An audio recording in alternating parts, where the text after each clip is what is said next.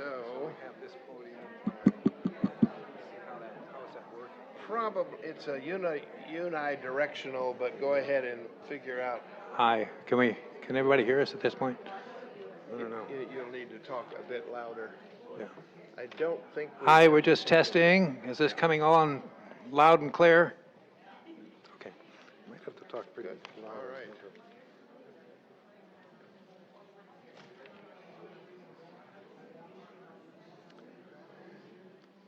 Aloha. We're very happy to see all of you here today for our second, and we hope annual, Nami Conference, National Alliance for Mental Illness.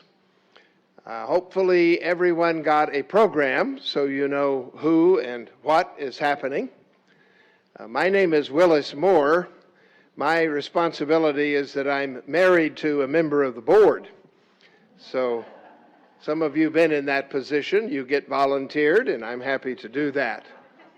In real life, I teach at Chaminade University.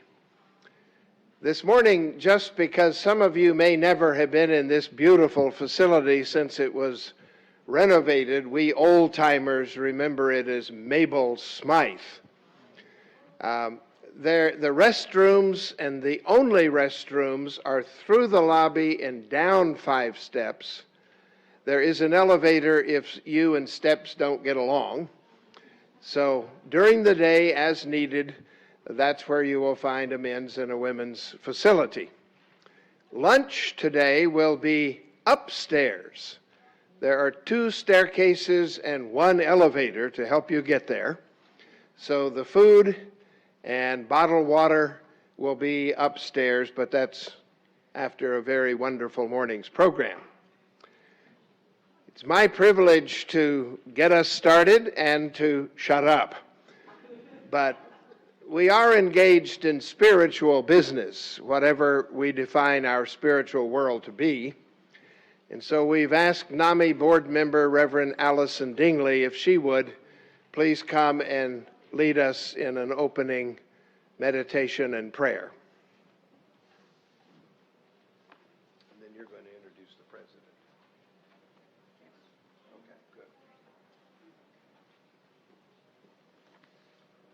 good. I'm short. Let us pray. O God, our Creator, you make all of us in your image and renew and restore continually your image among us. You gift us with powers of healing and restoration and redemption. We ask that you keep us open to the work of your healing Spirit, that in all our works, begun and continued and ended in you, we may be agents for your healing, restoration, and community. Bless this conference, bless the people who are here, and endow all of us with renewed spirit to work for healing and justice in your world. Amen.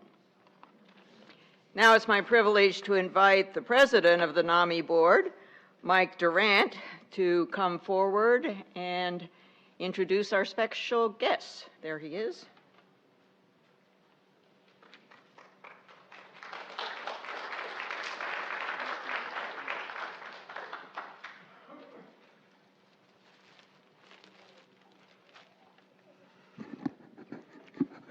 Thank you, Allison.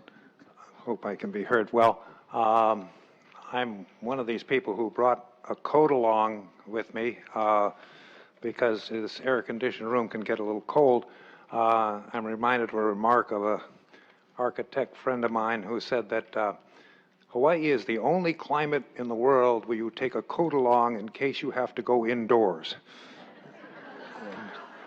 And we tend to over-air condition when we probably don't even need it. Anyway, I am pleased to welcome you to the NAMI Hawaii's 2nd annual conference.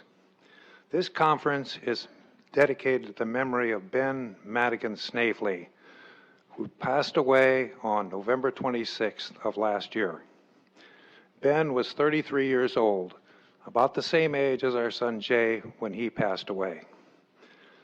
Ben and Jay were friends for a while Ben was living in Hawaii. Both suffered from schizophrenia. Forming relationships can be very difficult when you have this affliction. The delusions and paranoia make it uncomfortable when you're around other people.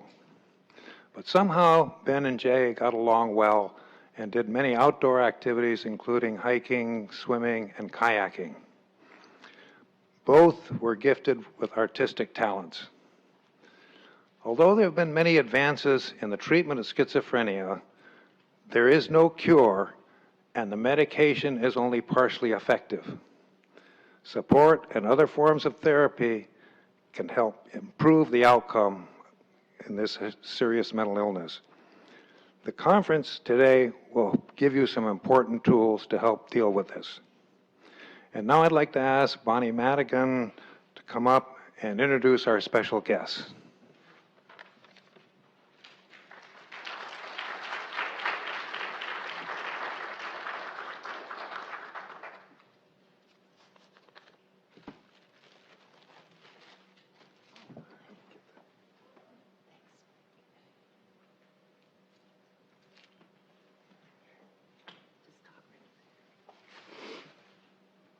Ben was very blessed to have 10 cousins, and 3 of his cousins are with us today. They came from the mainland to support breaking the stigma of mental illness. I want to introduce his cousin Maggie Sievers from LA, and Kate Madigan.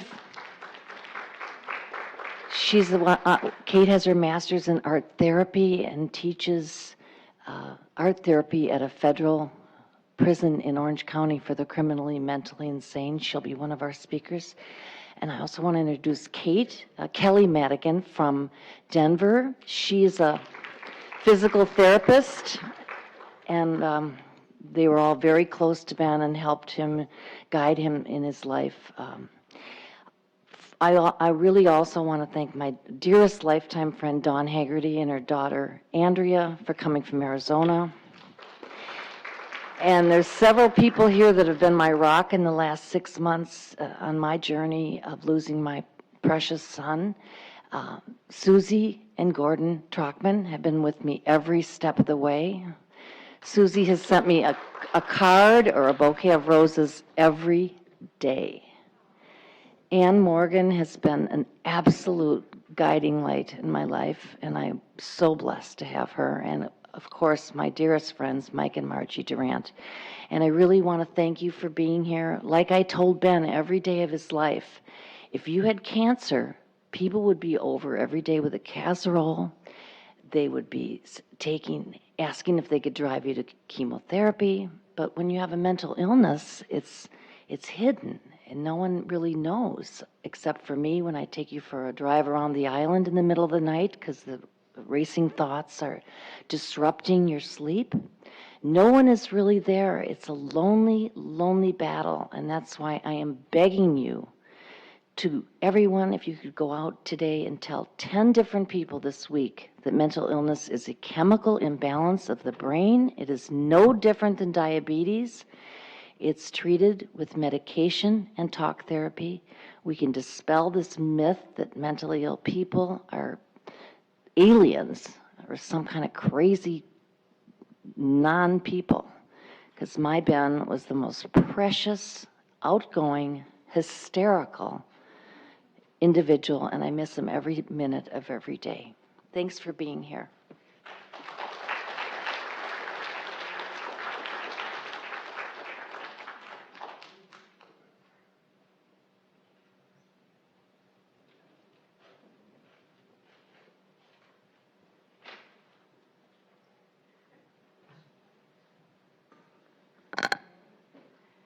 Good morning. I'm Dana Anderson. I'm Vice President of the Board of Directors of Nami, Hawaii.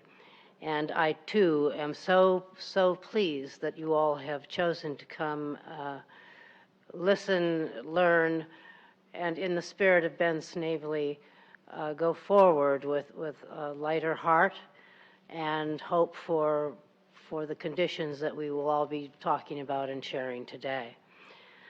it is my honor and privilege also to introduce to you my friend, Dr. Deborah Kissinger, who is a psychiatrist and through University of Hawaii has been doing counseling work in the prisons in OCCC, also in IHS, the Institute for Human Services, and she is also on the staff of Queens. She will be talking with us about mental illness and substance use disorder, and so Deborah, let's come and share. Thank you so much.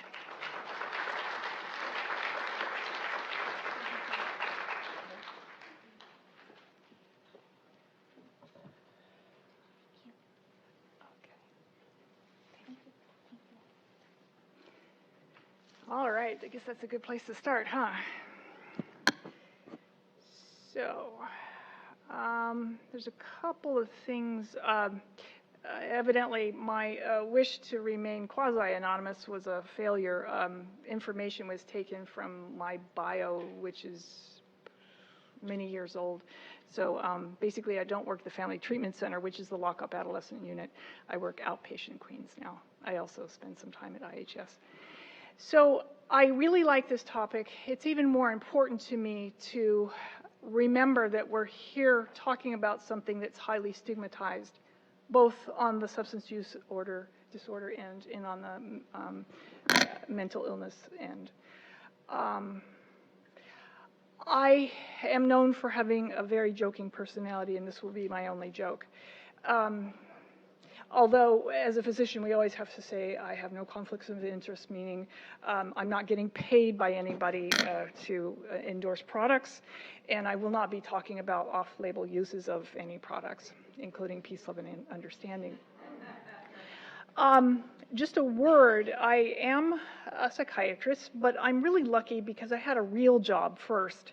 I had the privilege of serving as a Honolulu police officer for 16 years. So my last real job was driving a Harley for a living, or getting paid to ride a Harley. I also had an opportunity during that time to be a narc, which is not a nice term in high school, but it is when you're a police officer and have a chance to investigate our narcotics crimes. I am a physician now because my last job was getting paid to ride a Harley. I had a significant injury due to a crash while working, and went to medical school. So I spent the last 15 years going to medical school, residency, and becoming an attending and working to understand this. So my array is from practical to the textbook, and that's basically what I have to offer. I've learned that education allows me to hopefully gain the tools to simplify things rather than complexify them. So what my job is that I'm trying to take on today is to simplify the ideas that go into substance use disorder and mental illness rather than complexify them. The other thing is, in the last year working at IHS, the Institute for Human Services, beyond education, the luxury is to begin to learn from one's patients. And fortunately, I've been around long enough to be in the position to be learning from my patients. And that's basically what I've been doing at IHS. Yes, I provide psychiatric services, but I'm also in a position to learn from my patients. I want to also say that I'm not likely, I'll apologize at the outset, I'm not likely to say anything you don't already know. Hopefully I'll frame it in a way that might be different than you know. As you can tell, I've stolen liberally, and the first thing that I stole was this off of Nami website. This is last month's celebration of Mental Health Month. I wanted it because of the statistic on it.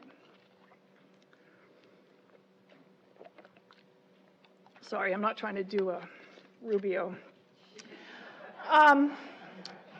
When you think about it, 1 in 5, we're talking 20%. Now, this audience is distilled. These are people that are interested in mental illness. However, even within a distilled audience like this, you have to wonder, 1 in 5. I wonder if every 5th person in here suffers from some kind of mental illness.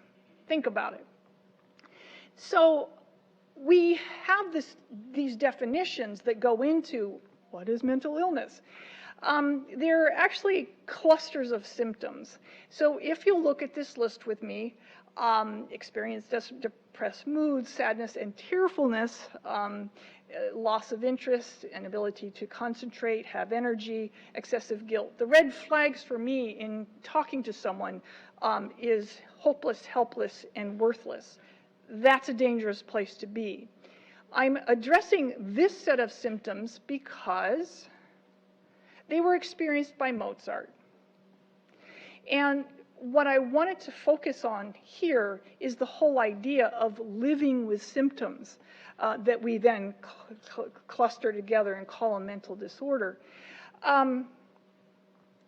In his letters and correspondences, we can find him talking about these symptoms, and it helps us identify, well, Mozart, near the end of his life, experienced major depressive disorder. And you think about how much he contributed to us individually and forever in his music, and you think about what he had to go through while he provided that service, and also what else was lost because of the illness that he suffered from. So when we begin to think through living with, it's the self living with the self with either a mental illness or a substance use disorder. Sweet, sweet relationships being ruined. Friends who are disappointed, disapproving, and rejecting, so they leave. You don't have those friends anymore.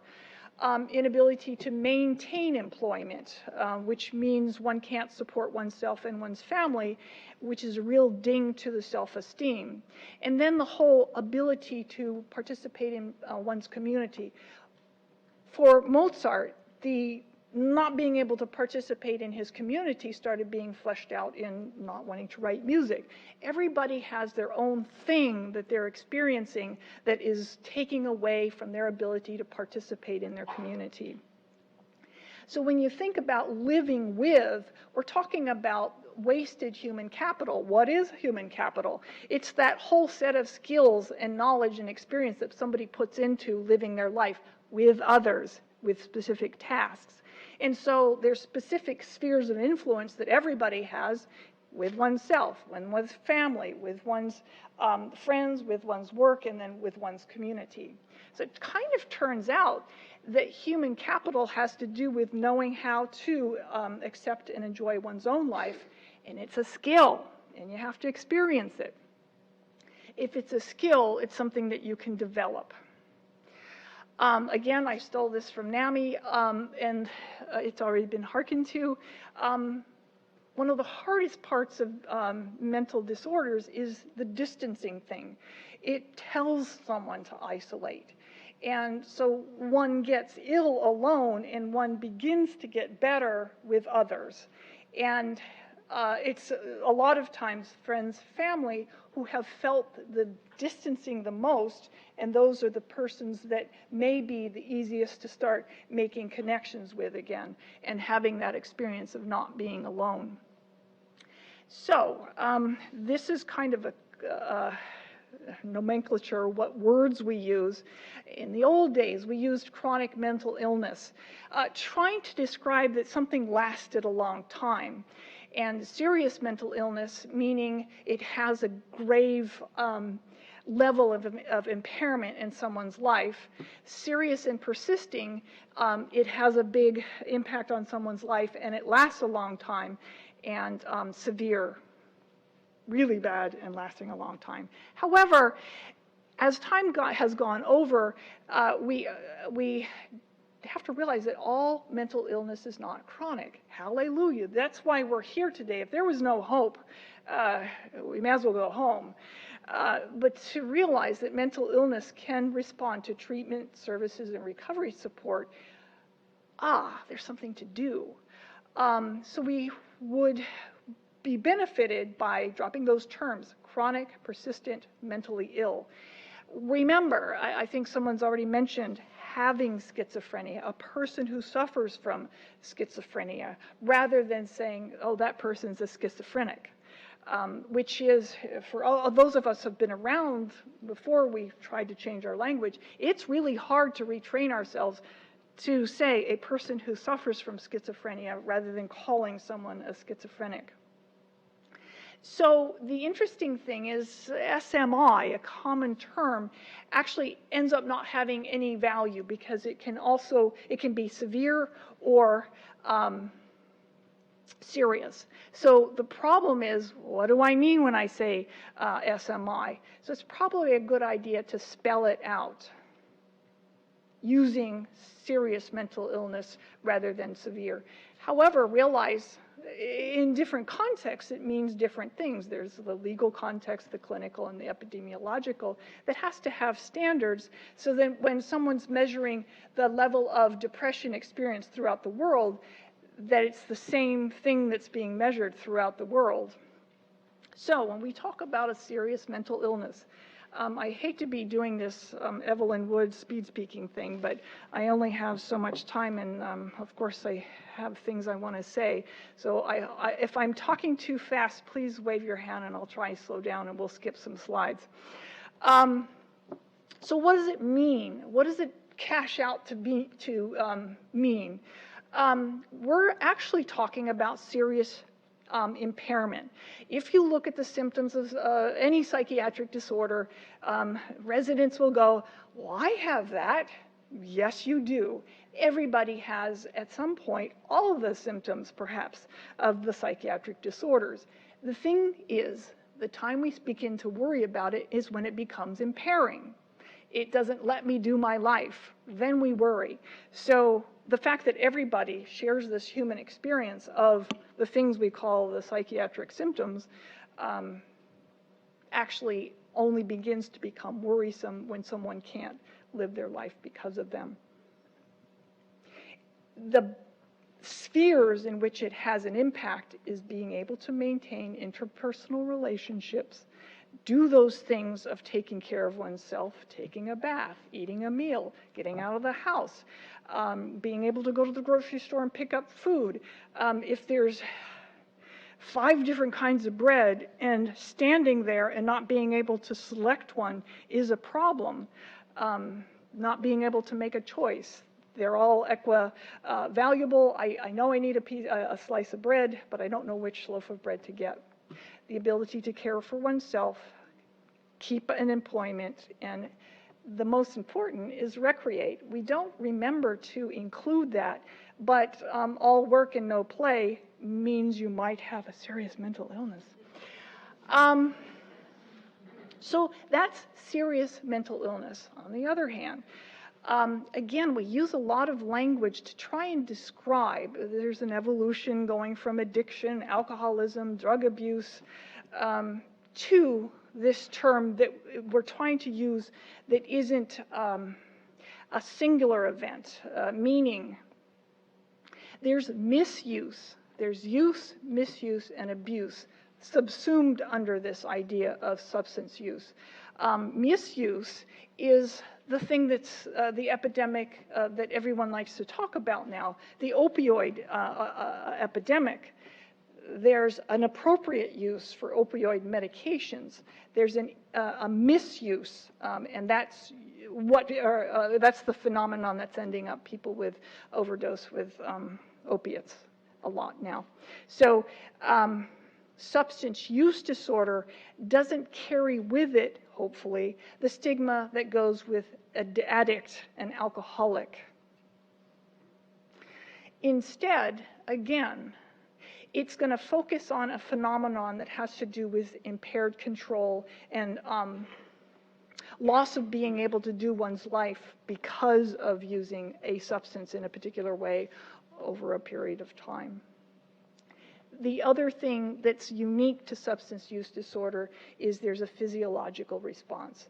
I need more substance to get the bang, which means I've become tolerant to that substance. I used to feel good at 2 beers, but now it takes me 5 or 20. The other thing is when I stop drinking, I have a really horrible experience. There's an interesting thing to note. Withdrawal from opiate street or prescription can feel like you're going to die, but you're not going to die. It just feels like you are. The symptoms that happen when one is withdrawing from opiates is just wretched. On the other hand, withdrawing from alcohol is dangerous and you could die. I put the AA symbol here not to advertise, yet there has been a stigma-busting effort by the 12-step programs to focus on using words that are inviting people, because the whole idea, if you can't attract people to this whole thing called abstinence, they're not going to want to come do the behaviors necessary to stop the damage. So I laud AA for all the efforts to stigma bust. So we talk about comorbidity. And there's a way of looking at it. Did this person have the mental disorder before they started doing the substances, or did they have the substances before they had the mental disorder? The problem is, what we're really talking about is, so I'm sure everybody has heard the who's on first, which is why I invoked it. Yeah, okay, I won't reiterate it. It's on YouTube. I invite you to go YouTube it, because it is amusing. But when you think about co-occurrence, basically you're talking about symptoms happening at the same time. The unfortunate thing, and the thing that's difficult to weed out, is the whole idea that there's overlap in symptoms. So we have these discrete things called depression and substance use disorder. However, some of the symptoms overlap, which isn't discrete, and it makes it difficult to, well, which one came first, which one has precedence over those overlapping symptoms. And there's other factors that make it worrisome. Okay, my dad was an alcoholic. Am I going to be an alcoholic? Yes, there is certain patterns of genetic transmission. Again, back to symptoms, there are certain brain parts in operating that overlap for depression and for substance use. And then there's environmental triggers. If you get fired and your girlfriend leaves you when the economy tanks, you're likely to be depressed, and a lot of people manage their depression by using substances. The other thing that I think is unfortunately under-realized as a huge factor in everybody's life is the whole idea of trauma. And fortunately, I think we're getting a more liberal idea of what is trauma. We kind of think of, seeing someone die, rape, all those kinds of things as being the central ideas of trauma. And yet, the most important aspect of trauma is how it lives through the person, not what the event was. And so having an early trauma actually changes the trajectory of how one learns how to be a person, grows up. The other weird thing is, when you talk about which came first, people who have an impaired brain aren't likely to remember, oh, that's right, I was depressed and then I started drinking beer, or I started drinking. You're relying on something that probably isn't there. So it's, again, just think of them as co-occurring more so than who caused whom or who's on first. Excuse me. Okay, so then the key becomes identifying what's going on. There are these screens, and the screen is meant to, I think I need to investigate this more. Unfortunately, people will find the screen and not realize the function. If you do a screen and the screen says that you're depressed, you have a major depressive disorder, it doesn't necessarily mean that. It has to be understood in a context that's a little bit larger than the screen. The screen is just, aha, I wonder if I need to ask more questions, and then you go ask more questions. I'm very cognizant of the fact that everything I learned in medical school is online. So people are going to look up, I'm having these symptoms, what does it mean? And they're going to scare the shit out of themselves. And they're going to come to me as a second consult. So I have to be very willing to be the second consult and not penalize someone for having already diagnosed what they're going through because of the internet. My poor little residents really don't like my take on things because they, I want to be the be-all, end-all. No, you're a second consult. So realize the function of the screens. They are powerful. They're the thing that says, aha, I need to ask more questions. So the other thing in taking someone's history is, in your family, was there any depression, bipolar disorder, blah, blah. Oh, yes, there was bipolar disorder, or there was depression. Okay, who diagnosed it? The family. Basically, although a family may believe that another family member is depressed or suffers from depression, basically, when I get a family history, I want to know that there were actually professionally determined diagnoses rather than the family said. Now, that gives me an idea that there were problems in the family, but just because everybody thinks Auntie is depressed or has a major depressive disorder may not be so. So on to some of these screens. There's short screens and long screens. And the shorter screens, if positive, tell you to go do another screen. And then that screen says, okay, I actually need to refer this person to someone to ask more questions. And so this is the shortest number of questions that you could possibly ask that might identify a hazardous drinking pattern. And for men, it's 4 drinks. For women, 3 drinks. And at the bottom here, you see what are equivalent drinks. The amount of alcohol, not the volume. So basically the idea is, do you ever drink? Yes or no? How often? How many drinks do you have on a typical day? And have you ever, or do you very often drink 6 or more? So 6 or more is more than men and or women should drink in one interval of time. Again, another screen, PTSD. Do you have repeated memories, thoughts, or image of a stressful experience? Notice the strong word, stressful experience. How much? Again, if you didn't have it at all, or if you have a little bit, then it's probably not being an impairment on one's life. If it's extremely, guess what? It's going to have a huge impairment on someone's life. Again, does it distress you when you have this memory? So screens can be very powerful tools to let you know, this is a direction that I need to pursue with this person. So this is a study that looks at drug abuse in people with mood and anxiety disorders. Happens to be that little piece of your brain that works on being depressed is very close to that little piece of brain that works on being anxious. So it's actually kind of a very important phenomenon because we call it anxious depression. So everybody had some, although as you can tell, for most of these, the mood disorder has more of an impact on the drug abuse than the anxiety does. Mood, anxiety.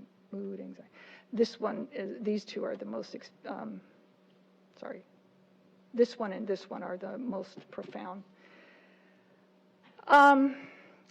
So on the other hand, someone with either a mood disorder or an anxiety disorder, if everybody had something going on, but the people with mood disorder had significantly more drug use disorder, and the same with anxiety disorders. Again, the whole idea of these things being co-occurring. When you think of the various kinds of mental illnesses, mania is the one that's most associated with drug use disorders. And if you think about it, depression, all I want to do is feel better. Mania, I'm doing stuff way out of control and I have no idea how to control this stuff. The interesting thing with someone that has bipolar disorder, they will come to me when they have depression. They're not likely to come to me when they have mania because it feels too frickin' good. And why would they? Who will bring them? Family will, because they're like, this person is doing all this stuff that we don't understand. And so mania is actually usually protected by the people around someone rather than by themselves. I just want to say this blurb about smoking cigarettes, because I always find it interesting that people forget to add in smoking. So it's obviously there's a big association with bipolar disorder. So I did some Google searches because that's how one finds things out these days. I Googled what is the most effective way to get sober, and there's this place called WikiHow, and I couldn't ask for a better answer. Stop drinking and wait for the alcohol to leave your system. Good. Now I'm sober. Now what? So, how to sober up fast, get that alcohol out of my system. Stop drinking immediately, eat something, drink some water, drink some coffee, take a shower, sleep it off.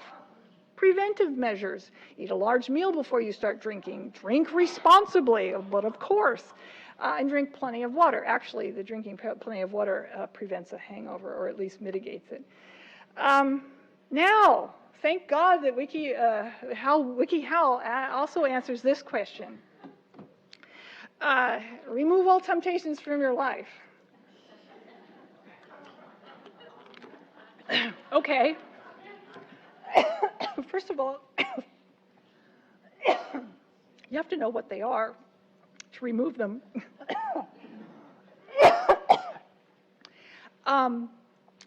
Second one, you lean on your support system. You have to have one. Stay committed. Interesting, if you're a substance user and you're wanting to become a non-substance user and you want to stay committed to it, you don't have any idea how to stay committed yet. So being committed is one of those skills that one has to learn to be able to do this thing, meaning it's probably a good idea to grab the hand of someone else who knows how to be committed and don't let go. Reward yourself for not drinking, yes. Stay busy and active, yes. Never undermine the use of busy work because you're not using and drinking. And this one's hard for someone to conceptualize. Remember that you won't be able to just have a few beers again, ever. If it was knowledge that would do it, I'm sure that everything would be a whole lot easier. It's actually an application of knowledge that matters. All this is here for one reason. The non-smoker, in their light brain coloring, is showing that those parts of the brain are working. There's plenty of blood flow to those areas, and it's working. If you look at the smoker, there's portions of the brain that the blood flow is not as robust. It means it's not working as well. That's smoking cigarettes, which is why I'm going to put this in here. Actually, cigarettes kill a lot more people than street drugs, opiates, prescription opiates and all that other stuff. Don't underestimate the power of tobacco to have a huge disease burden. So, this is a picture of a brain because people like pictures of brains. So I'll tell you what it kind of means. If you look in the upper right-hand corner, you can see that there's a little place that you can actually see pretty well. Yellow is going on. Well, that means that part of the brain is lighting up because these folks are looking at craving self-administered cocaine. So I'm thinking about it. I'm like, okay, I'm going to get to do this, and my brain lights up in that specific place. So this craving shows up on my brain scan as being positive correlated with those parts of the brain that feel high, feel good. However, this is the next phase. This is being high. Notice these blue parts that are different than that, those yellow parts that were over here. Now, being high is negatively correlated with those parts of the brain that have to do with feeling good. So I want you to get this point. Craving tells me this is going to feel good. I get high, but it doesn't tickle those parts of the brain that end up making me feel good. So I expect something, I get something else. Why? This kind of explains why I would keep doing the same thing. I expect this, I like this feeling, so I go do this, but I get something else. Incredible. This is just an old picture to let us remember that though prescriptions can be given out by good or well-meaning people, they don't necessarily remain benign despite being prescriptions. So this is about harm. There's 3 parameters, because I'm going to show you a totality of adding them all together for these different substances. Parameter 1, physical harm. There's acute overdose, chronic liver disease, other bloodborne pathogen, chronic diseases, and intravenous harm, getting an infection, systemic infection or a local infection from shooting up drugs. Parameter 2 is the dependence, the intensity of the pleasure experienced, the psychological dependence, and the physical dependence. So those are the dependence parameters. The third set are social harms. What happens when one's intoxicated? Also, other social harms are not being able to maintain a job, those other things. Basically, substance use begins to dominate all of one's activities. And basically, there's a large increase in health care requirement, which increases the cost. So here's for a number of substances, the mean score of those harm parameters. Notice that heroin is the highest, and over here we have cannabis as a harm, meaning, please remember, as we introduce recreational marijuana into our society, or marijuana as a medicine, that there is actually a harm index associated with it. Here's cocaine, here's methadone, similar to heroin. Here is alcohol, and then amphetamine, which is a big problem in Hawaii. Here's tobacco. Buprenorphine is the medicine that one gives to help one to not experience the withdrawal symptoms from heroin, which is the thing that helps someone not use heroin. Here's the picture of methamphetamine, had to put it in there. Again, hearkening back to those days as a narc. Here's cocaine. Here's the heroin poppy. So there's like 120 different kinds of poppies. One has this psychoactive substance. I don't know how we found that one out of 100. You know. Nope. Aha. So it's important to realize that everybody is not mature until they're 25. There's always this girls mature before boys. Actually, everybody's brain continues to modify until about 25. And so over time, there's correlates of the parts of the brain that continue to grow. And hopefully during that trajectory, you're not going to have the introduction of a trauma or a substance that's going to strongly modify the correct development of the brain. Correct development of the brain usually cashes out in terms of correct behavior, because behaviors come from the brain. You have a brain that didn't develop, you're not going to have developed behaviors. So kids, what helps them, what harms them? Let's see. what are indications that drug abuse is likely to happen, and what are those protective features. Risk factors are aggressive behavior, parents who aren't present, not feeling like one can connect with one's peers, early drug experimentation, just plain old availability. If it's there, then the likelihood that you're going to experiment is higher.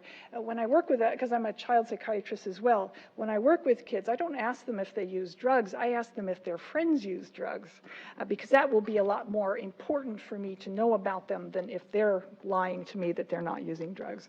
They're less likely to lie that their friends use, because that's benign.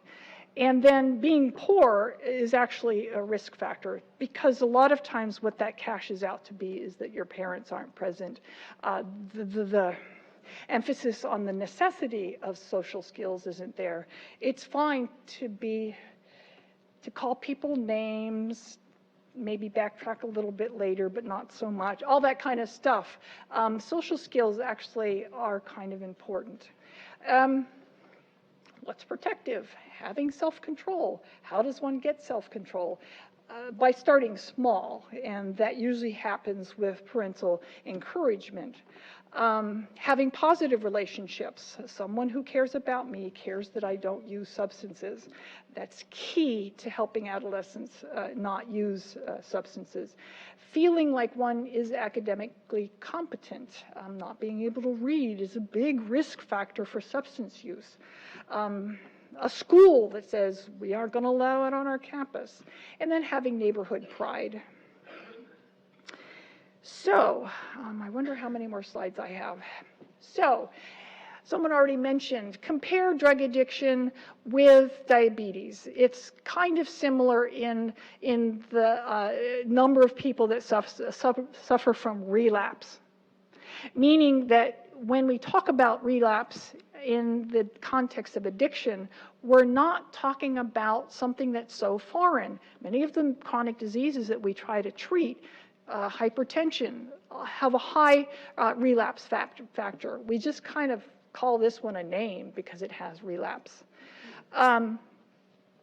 So, the comprehensive concept of treatment is to identify the different disorders and evaluate them. Yes, do a screen, but then provide further evaluation, meaning figure out how much that person's life is being impaired by that feature of their lives. The difference I would like to emphasize between empathy and sympathy. Sympathy is, oh, you poor thing. Empathy is being able to put yourself in that person's place and realize how difficult something is, rather than telling someone, oh, you poor thing, because there's a big distance between saying, oh, you poor thing, and feeling what it is to be in that position. I put this here. Nora Volkow is the goddess of NIDA. That's a joke, but not. A drug addiction is a brain disease that can be treated. This is the byline that has been put out there by NIDA for years. I put it here because there's certain individuals in our society that want to say, no, it isn't. So remember that the people that you work with are reading that stuff as well. So you can be all the, because if it's a disease that can be treated, we're talking about hope. If you say, no, it isn't, you just took hope away, and I'm not sure that the people who want to look at, well, drug addiction is something that you can overcome by sheer guts, that it's your fault, that all those things that, self-punishment kinds of things. So I don't know that people who say drug addiction is a brain disease that can be treated is false. They don't give us any other hope. They just take away the hope we might have. real quick, there's this idea of the stages of change that an individual goes through as they're getting to not, as they're getting ready to be committed to not being a substance user. Realize you can't go from the top to the bottom immediately. You have to do the intervening, even if they went quite rapidly. So when you're working with someone, you realize that your task is very modest. You're trying to get them from there ain't no frickin' problem to, oh, maybe these people are right, or I'm beginning to understand that there's a problem. After that, well, what would you like to do about it? That's not doing it yet. It's the what of doing. What would you like to do about it? Now I'm ready to do it. I've made a plan. I'm going to throw the stuff away. I'm going to grab the hand of someone who is committed. I'm going to go to these meetings. I'm going to get my depression managed. And then I'm going to keep doing that. Unfortunately, there's times when one stops doing all that supportive stuff and they go back to pre-contemplation through a relapse. But they can go through the process again. Hallelujah. There's a couple of things that I do which are a little bit different than other recovery modes, and that is providing medication that helps start getting sober. It's really difficult to go from being a heroin user to doing the cold turkey and not using anymore. There are medications to mitigate that process. In addition to medications, there are certain behavior modification modalities that can help someone do the things that will change their brain, literally. These are some of them. It's about connectivity, bringing everything together, because again, if mental illness is separation from others, it's also having those parts of oneself being separated from each other. Again, this is kind of a neat thing to introduce because there's an idea that there's a neuroscience behind why AA might work. It changes the brain, which changes behavior, and changing behavior changes the brain. So the specific steps, the willingness to make amends to those harmed, means I don't have to keep harming them. I don't have to keep having that morbid guilt that I've done this stuff, which again will then work back into changing my brain. And I can maintain through years of I do something, it has a positive effect on me, that new behaviors can keep changing one's brain as one stays sober. This is one of our big resources, Substance Use and Mental Health Services, SAMHSA. I included the website here. So back to you are not alone. Basically, I'd like to distill it, because I have 30 seconds, to these 2 action items, because everybody likes to optimize everything now, so I've made 2 action items. So sense. To be helpful, it's important to do the things that you wish other people to do. One of the important modalities that people are associating with being sober and being abstinent now is mindfulness. And mindfulness uses all the senses. And if you want to have someone start being mindful, do you think it's important to be mindful and do mindfulness practices? You betcha. So when you're listening to someone, deeply listen to what they're telling you through your senses, not just listening to the words. What do they look like while they're telling you this?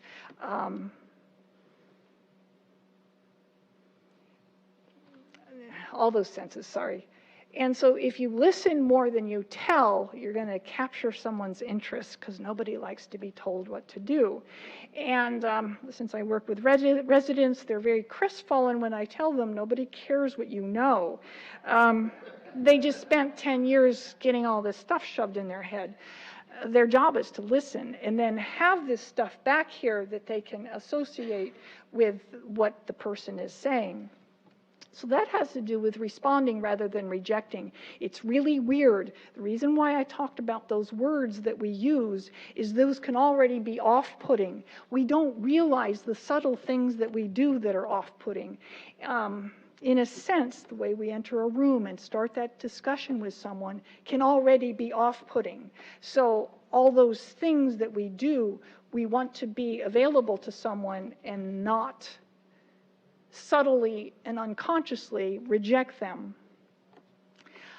Realize there's a good way to help and there's a destructive way to help, and knowing the difference is really important, which is, it's important to go to sessions like this, talk to people. Al-Anon has a completely different valence than, oh good, I'm going to figure out how to get my alcoholic sober. That's destructive, isn't it? Places that actually flip that on its head, and again, if you want other people to be mindful, are you doing it yourself? Realize the life of a person who's suffering from mental illness or life of someone who's suffering from a substance use disorder is very chaotic. So our job is to try and contain the chaos. This is actually something that I stole from child psychiatry. It's called a holding environment. They're not managing the chaos. It's all over this place. It's spewing. It's going to far reaches that they don't even see that it's having a ripple effect. And so what we can do is provide that holding environment in which the chaos can be managed. And the last one is the whole idea of acceptance. Acceptance of a person, their limitations, but more importantly, my limitations as a helper. I don't know how to get someone sober. I don't know how to make someone be sober, but I can do what I do, which is realize I have a small role sometimes in helping someone do that. So, wow. You are not alone. We all have to be in the same canoe to be able to be paddling together. So the first thing to do is to get in the same canoe together as helpers. So, any questions? I apologize for speed speaking.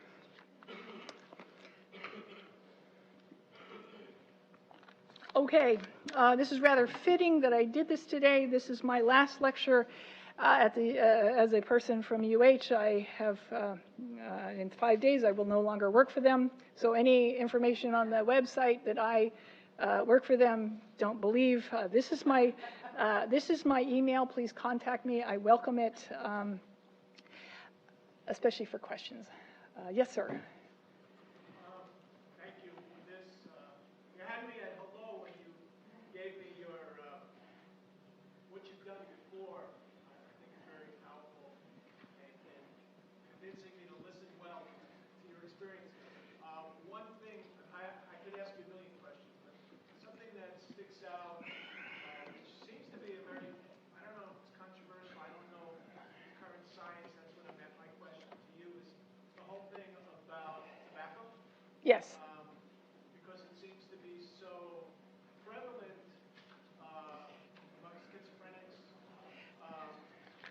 And there's even some literature that you can read that says that it's actually good at controlling symptoms.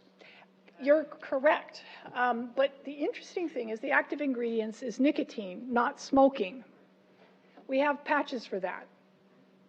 So you would advise people to use that instead of smoking? Yes. And the thing is this. Well, I can't ever advocate smoking because that makes absolutely no sense, but I do understand that there's a role for nicotine. The other thing that I would like to remember is this. When one has someone stable on medications, meaning their symptoms are not as impairing, in the hospital where they're not allowed to smoke and they go back out and now they start smoking again, it screws up the stability because there's certain ways that that chemical goes through the liver and gets chopped up differently when you're smoking than when you're not. So perhaps what's important if someone endorses, I am not going to stop smoking, in the hospital, give them nicotine patches, tell them to continue using the nicotine patches. You never use nicotine patches with smoking because that's an overdose of nicotine. So yes, there is a place to understand the role of nicotine in treatment. Thank you. Okay, thank I you will very be much. around I'll be here at lunchtime. You want to get Tom and Tina started up? That was quite wonderful. Thank you very much. Allison, introduce the next part of our program. As the committee was planning this conference, we thought it would be important in hearing all of the information about addiction issues co-occurring with mental health issues and what to do about that. We thought it would be important to hear from people who have experienced these issues and are doing well and have done so over a period of time. So I thought of the ideal people to do this. So it's my pleasure to introduce the Reverend Tom Van Kulen and his wife Tina. Tina asked me to tell you that I married them many years ago. So I have known them for a very long time. I've known Tom long time. And I know that they have had the opportunity in their lives, in their family lives, in their own lives, to deal with most of the issues that we have been talking about, I think it's fair to say. So, without saying any more, I will turn it over. I guess Tom is going first. I didn't know that. I'm Father Tom Van Kulen. I'm a retired Episcopal priest. You can't hear. I guess. That guy needs to turn on the microphone. Oh, This one I works. think I pulled it off. I'll hand it. Okay. Can you hear me now? Okay. I'm Father Tom Van Kulen. Sorry to make you run. No, I'm sorry for being late. Thank you. I was born and raised in Waikiki. I have served churches in the prison system as chief chaplain for the prison system in Hawaii, as well as in the prison system in Vacaville, California.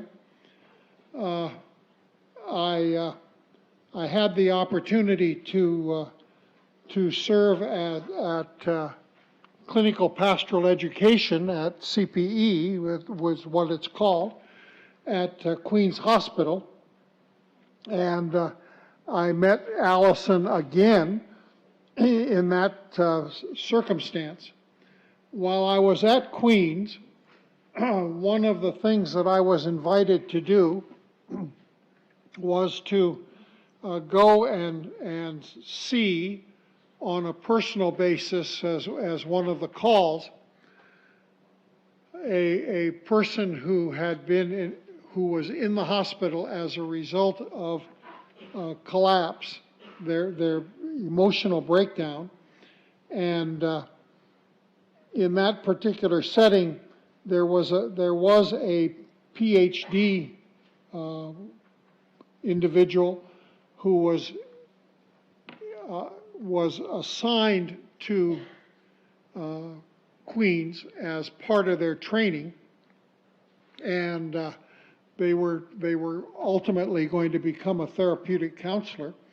And I was invited to take that individual with me to pay a visit with the person who was in the hospital. And I asked a series of questions, and the therapeutic counselor who was in the hospital said to me, they said, "I have never, ever been asked the questions that you are asking me. Even though I have been a therapeutic counselor for 25 or 30 years at that particular point, I have never been asked the confrontational types of questions that you have asked." And that came as a result of my background. I was raised here in Hawaii in a family of Caucasian and Hawaiian ancestry, and I was surrounded by drinking. There were no drugs in those days. I'm 78 years old, so that would dictate some of that. But in those days, it was very, very common in a family, a local family, to have a lot of alcohol, particularly beer and hard liquor. And there was never an occasion where I went to a party in the family where there wasn't a bucket full or I don't know what the proper term is, but it was about that high and would be about that big around and would be filled with ice and beer. And there was never an occasion where that wasn't the case. So when I went to seminary, and I went fairly at an older age, but when I went to seminary, it was very clear to me that I was an adult child of alcoholics. And so I started going to adult children of alcoholics meetings because I knew I needed that connection. And in the midst of going to those meetings, I was at a meeting on a Saturday afternoon and in a suburb or a small area of Berkeley, California. And I heard a gentleman say, he said, I never heard my mother say I loved you. And that hit a resonance with me. And so when I went back to where I was living, there were folders about Alcoholics Anonymous. And so I took one of the folders and I sat down, and I always remembered it as 20 questions. I've been told that that it was longer than the 20 questions, but in any event, I remember it as 20. And I answered virtually every question yes. Yes, I had not gone to work as a result of my drinking. Yes, I had all of the items except for one. And so I called a friend of mine and I said, I've got to start going to Alcoholics Anonymous on my own behalf. I can't go I can keep going to adult children of alcoholics, but I need to start going on my own recognizance to AA. And so the person said, well, I'll meet you there on Friday, because at the seminary I was at, we had a meeting every Friday of Alcoholics Anonymous. And so I went to where the meeting was, and the person never showed up. So I went in the room, and when they started the meeting, they went around the table, and each person identified themselves, and I said, my name is Tom, and I'm an alcoholic. Now, I had known that since I was about 22 years of age. I had been surrounded by it when I was young, but the reality was I knew that I did not have the capacity to control or abate my own drinking. That was the first time I had ever been in a meeting of Alcoholics Anonymous. I'd never heard of it before that time. I had heard of going on the wagon and falling off the wagon. That was a popular term in my parents' day. So I went on that occasion, and I would ask a tremendous amount of questions of a classmate of mine, and he said, Tom, you've got to get help beyond me, because I can't do it. I cannot answer your questions in a proper or efficient way. So I found a therapeutic counselor. I found a group that provided me with personal therapeutic counseling twice each week. And I did that for 5 years, and it was immensely helpful to me. And I went to the therapeutic counselor, and they knew that I was in Alcoholics Anonymous, and they knew that I was there as a person who had identified themselves as an alcoholic. Now, I want to make clear that I had never, ever previously identified myself as an alcoholic. I had been to therapeutic counseling in the past. I had been to my doctors in the past, and I had never, ever identified myself as a therapeutic counselor until I got to that point. Now, part of it is I'm sorry that I didn't hear Deborah a few days ago, because I have so many things that she has raised as a result of her presentation that are very, very helpful to me. For example, I had a dream here in Hawaii before going to a conference in California with the Episcopal Church. Now, I went to that conference, and the dream was that I was going to find some form of transition or transformation in my life by going to Berkeley, California, which is where I ended up going to seminary. And I had no idea that that was going to be the case. And when I'm sorry, I'm all over the place, but that's okay. That's just the way it is for me today.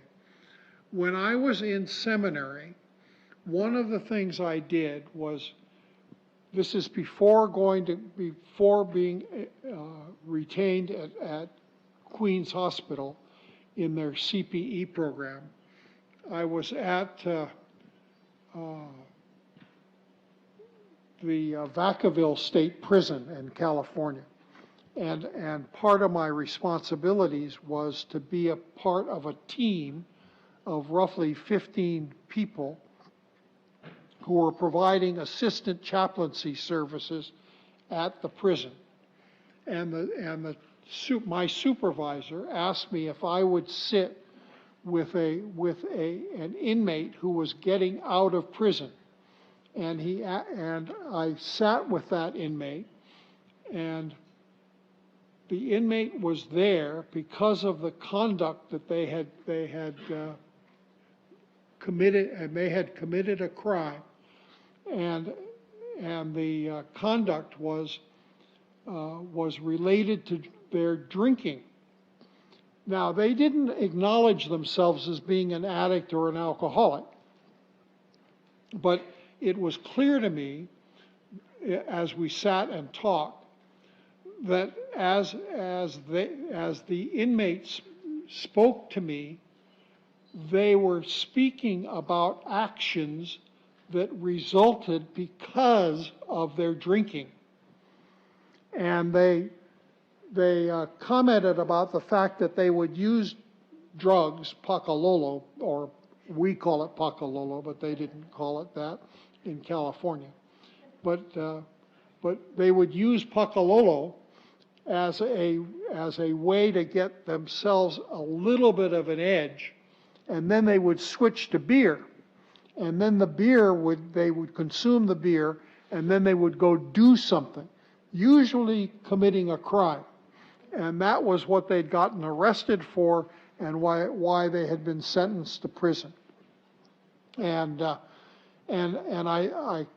was able to say to the individual, do you see a relationship that every time it's not that you start to use the drugs, it's that it leads you from there to the drinking of alcohol. And that's what leads you to the commission of a crime, and that is what led you to imprisonment and so forth. And they were they were able to make that connection even though they were very reluctant to do so. They did not want to do so, and that I understand. But we didn't have that kind of time to be able to deal with that level of reality for them. And I also I was reminded of the fact that when I was in seminary, there was a book published by a professor from the University of California in Berkeley, and he commented in one of his publications. He said, one of the most significant contributors to the transformation of society is the introduction and establishment of Alcoholics Anonymous. And I saw that, and I realized that what that person was talking about was very, very true. There are people whose books I have read as a result of my being an alcoholic that have been significant contributors to my being a person who I am today. And that includes attending conferences like this one, as well as individual presentations. I served as chief chaplain for the state of Hawaii prison system for several years. And one of the things that I experienced in that profession was that we had some individuals who were serving as chaplains who were not willing or able to visit men in lockdown or maximum security. And they would not visit men in protective security. Now, those two levels of security, one is maximum and the other is protective, are designed for people who have, number one, the high security is designed for people who have committed maximum or significant types and levels of criminal activity. The ones who are in protective security are there because they've gotten into a fight with other inmates and are put into protective security, or they have threatened another inmate or staff, etc. And to not visit those individuals, either in high security or protective security, is absolutely unacceptable for me as a chief chaplain. And so I had heard a presentation by the person who at that time was the chief psychologist over at the state mental hospital. And so I insisted on all of the chaplains going with me over to a presentation that individual would make for our benefit. And in that presentation, that individual identified the following. One is that it's critical to be in a supportive type of community. Supportive communities can include churches, but they can also include other faith communities, as well as community groups which are designed to help and guide those individuals. And this person said that for every person who is in a supportive community, that 99% of them will never go back to a mental institution. In addition to that, if a person takes their therapeutic medications on a regular basis and are very consistent about taking their therapeutic medications, 99% of them will never go back to a mental institution. The third element is therapeutic counseling. If those individuals go and maintain and retain their therapeutic counseling process, 99% of them will never go back to a mental institution or to, in my case, a prison. That's the reality of it. If you are part of a supportive community, if you maintain your therapeutic medications, and if you retain and maintain your therapeutic counseling, you will not experience problems in your life. You will be able to deal with them and confront them on a daily and regular basis. I want to credit my wife for having gotten me to stop smoking. When we first met, she said to me, she said, "You can't smoke in my apartment." Now, I had never, ever been directed in that particular way. And so I quit smoking. Now, she had a support system and called for support on a regular basis as I was quitting. But it's not an easy process. And fortunately, I have 29 years clean and sober as a result of alcohol, as a result of a lot of things. But I also want to credit my wife for having gotten me to stop smoking. I had not made the connection until hearing Deborah earlier today. I know that I'm out of time, and I want to hand the microphone over to my wife so that she can do whatever she needs to do.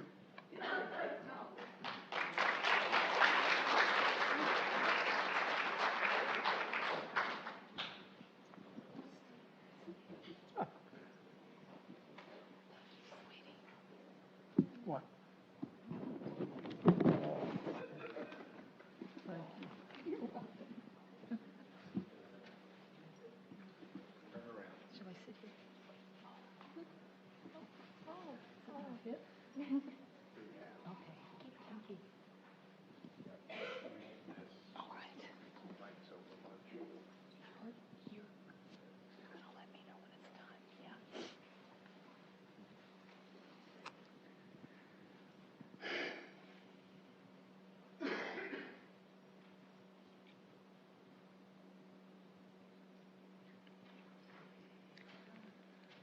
Aloha.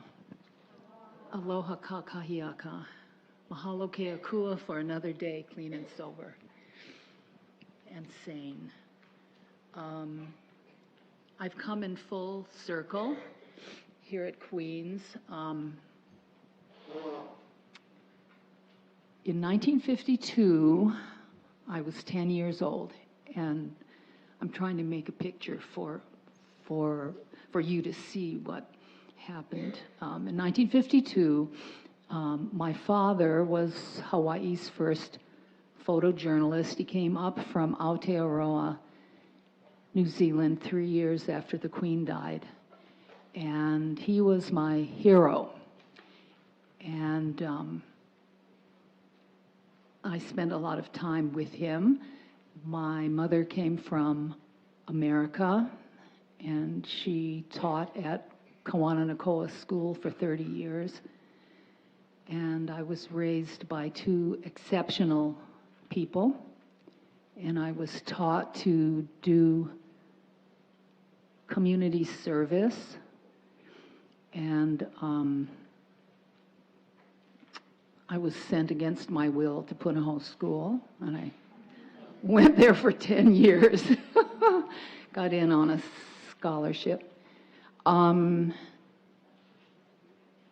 my life was really happy until the day I came home from school with my schoolwork, and I was a good student, and my father would correct my papers with a red pencil with proofreader's marks.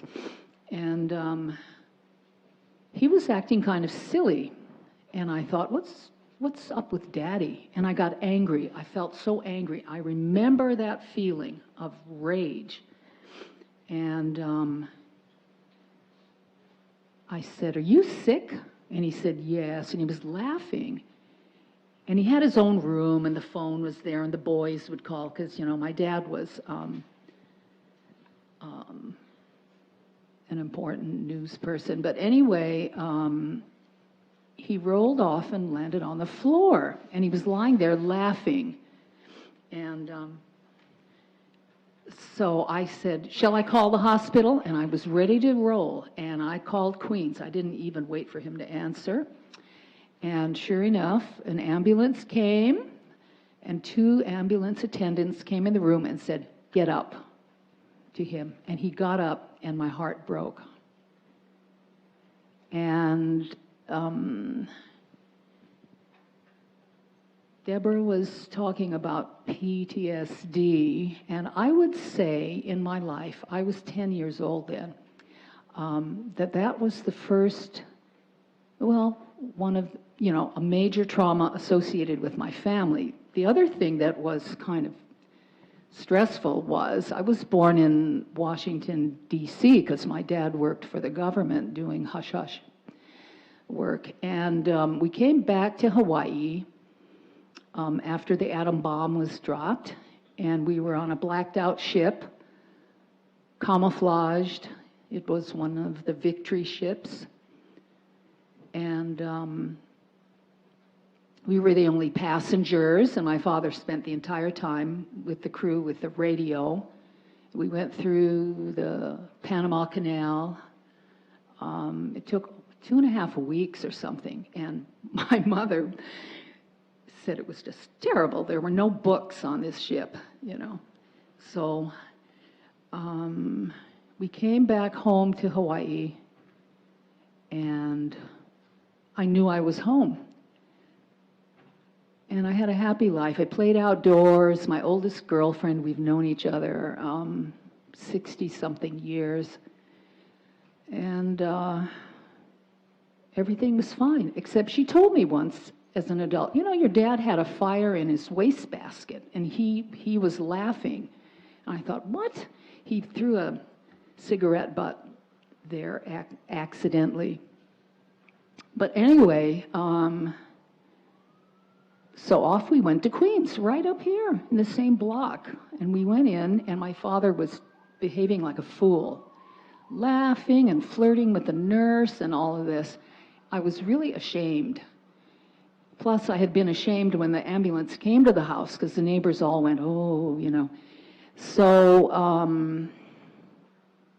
I never talked about my father. I had a really close friend in high school who said, "I didn't know you had a father." But he went away to the Territorial Hospital, and my mother never talked about him until I was a teenager, and said he had a nervous breakdown. And I said, "How can your nerves break down?" It's like, I didn't understand that. But I did go to Punahou, and people didn't come to school and talk about, their fathers and drinking and all of this until I went to my 25th reunion, sitting on the beach at Hanalei at night, and they were all talking about money, and I got bored with that, and I said, "My father was an alcoholic." Oh, all these other kids had alcoholic parents. Some even had 2. So because it was such a mystery, I did get reunited with my father when I was older. He wrote me a letter from the hospital, and it said, "I'm sorry I couldn't be a better father to you because of my alcoholism." It was not just alcoholism. It was mental illness. And so fast forward. When I was a teenager, he and I spent a lot of time together, and, it was really great. And he died when he was 93 years old. he survived. And my mother was always trying to hold things together. She was a very smart person, intellectually and otherwise. She cared about others. Creative. She was the guiding light for the weaver's hui at Foster Gardens, and she made everything out of plants. You know, she came from a farm. So I had lots of love from them, but they never were together. I think I saw my father kiss my mother once in all my life. But I got a lot of affection, so I was an affectionate person, but I did not know what the heck to do about my feelings. My mother told me once, you were so angry, you clenched your fist and you cut your hand with your fingernails, you know, from clenching my fist. And my dad would say to me when I was 4 years old, don't be so hot-headed, Bun, you know, don't be hot-headed. So, I ended up going to art school. Well, I went away to college. I graduated from Punahou in 1960, and I went away to college, Colorado, for 2 years, and then I went to an art school, and I flunked out of art school. It's really hard to do that if you know how to draw, which I did know how to do because I was an art major as well as journalism. And they had these woodsy, what they called woodsy things in Colorado. They'd go take kegs of beer because they made beer up there in Golden, Colorado. And oh man, but I always looked at people who drank as, oh, how awful. That was because of my dad. But once I discovered, well, actually, go back a bit here. New Year's Eve, 1959, Queen's Surf outside of the Barefoot Bar. I had an ID, but I was too young, with a man twice my age who wanted to marry me. And he had an $8, which was a lot, bottle of champagne.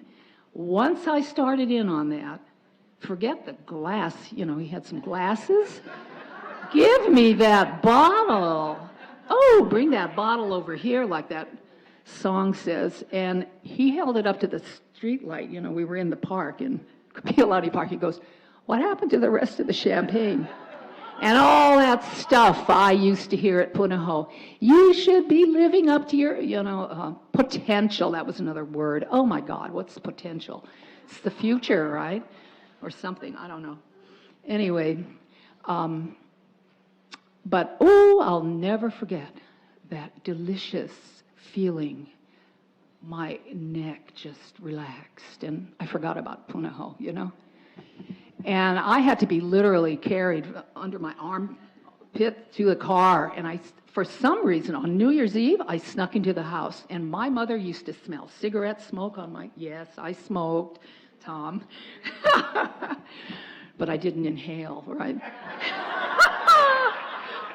But I always thought it was so fabulous, you know, to have a cigarette, like all these famous women in literature.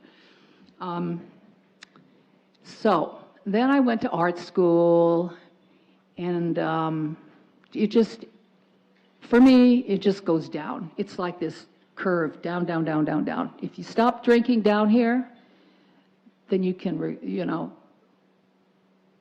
you just go back up. But I was told, once you quit drinking, you can never go back to where you were when you let off. I thought, what a jip, you know?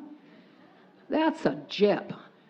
And I was always, what's the word? I was always preoccupied with other people. When I went to a Punahou reunion, they said, you used to always stand around the edge and watch people and talk about them. And that was true. So I married the wrong man in Oakland, California. And we fought and drank for 24 years.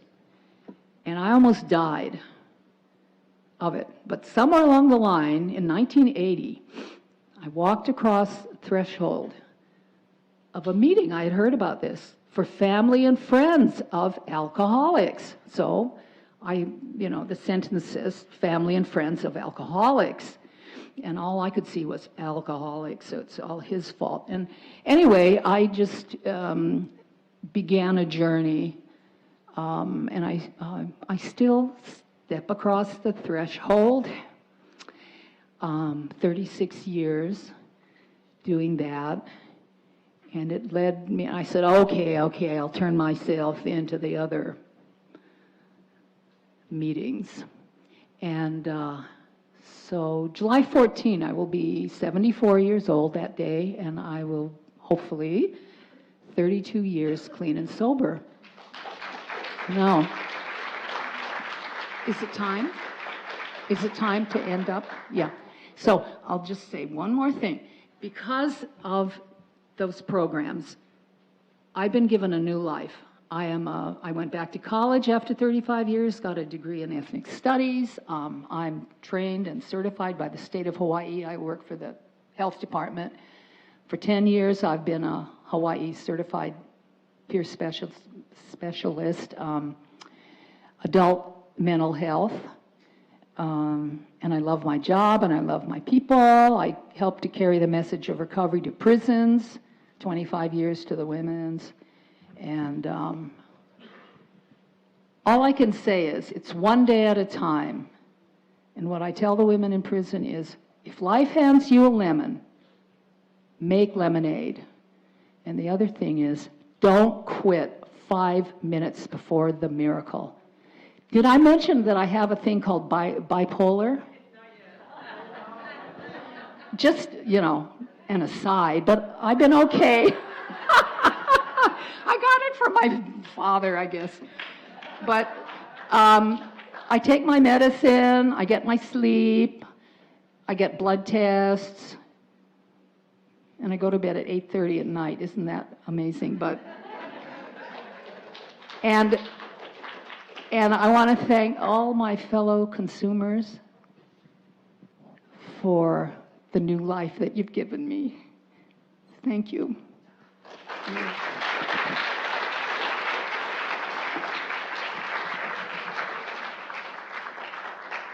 It's always good to put a very personal touch to some of the concerns we're thinking about and working on today. And I hope you enjoyed Tom and Tina. I met Tom at St. Christopher's Episcopal Church in 1976 when he worked for Northwest Airlines, and I've known him since, so it's always good to hear Tom. It is now lunchtime. Does everybody know where your lunch ticket is? Food is upstairs. There are 2 staircases and an elevator. Don't be put off by the fact that the elevator stops and does weird things. Reconvene in 1 hour right here for more really good, important considerations this afternoon. So it's been good this morning. Enjoy lunch, talk with each other, share, and we'll see you in an hour.